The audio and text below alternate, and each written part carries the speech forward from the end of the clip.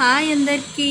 నేను ఈరోజు తెలంగాణలో ఫేమస్ అయిన తెల్లకోడి కూర ఎలా చేయాలో చూపిస్తాను.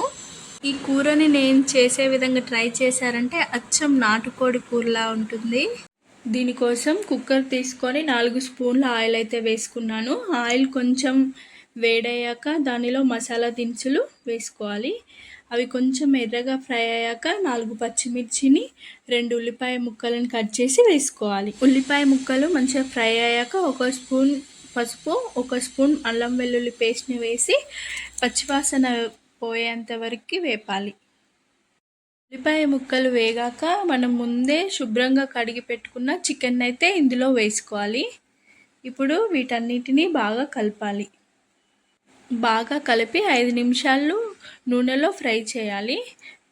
చికెన్ అంతా బాగా ఫ్రై అయ్యాక ఒక పెద్ద గంటెతో కారం వేయాలి. కారం అంతా చికెన్కి పట్టే విధంగా బాగా కలపాలి. ఇందులో కోడిగుడ్లు కూడా వస్తాయి. ఫస్టే వేసుకుంటే చిరిగిపోతాయని నేనైతే చివర్లో వేసుకుంటాను. కారం వేసినాక కూడా ఒక 5 నిమిషాలు నూనెలో మంచిగా ఫ్రై అవ్వనివ్వాలి. అప్పుడే చికెన్ అనేది టేస్టీగా ఉంటుంది.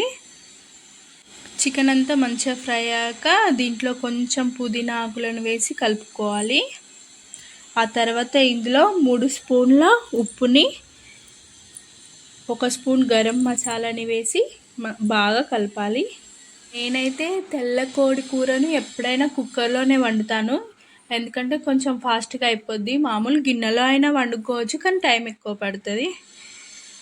ఇప్పుడు చికెన్ అంతా బాగా ఫ్రై అయిన వెంటనే 2 గ్లాసుల నీళ్ళు అయితే వేసుకోవాలి. వేసుకొని మంచిగా కలుపుకొని కుక్కర్ పెట్టేసుకోవడమే. నేనైతే తెల్లకోడి కూర ఉడకనికి 5 విజిల్లు అయితే పెట్టాను. 5 విజిల్లు అవ్వగానే నేను కుక్కర్ అయితే తీసాను. కూర అయితే చక్కగా ఉడికిపోయింది. అంతే అండి, కూర అయితే రెడీ అయిపోయింది. దీన్ని వేడివేడి అన్నంలో అయినా చపాతీలోకైనా చాలా బాగుంటుంది. ఇది అచ్చం నాటుకోడి కూరలానే ఉంటుంది. నాకైతే ఈ కూరని బగారా రైస్తో తినడం అంటే చాలా ఇష్టం. మీరు కూడా ఈ విధంగా ట్రై చేయండి. నచ్చితే సబ్స్క్రైబ్ చేసుకోండి.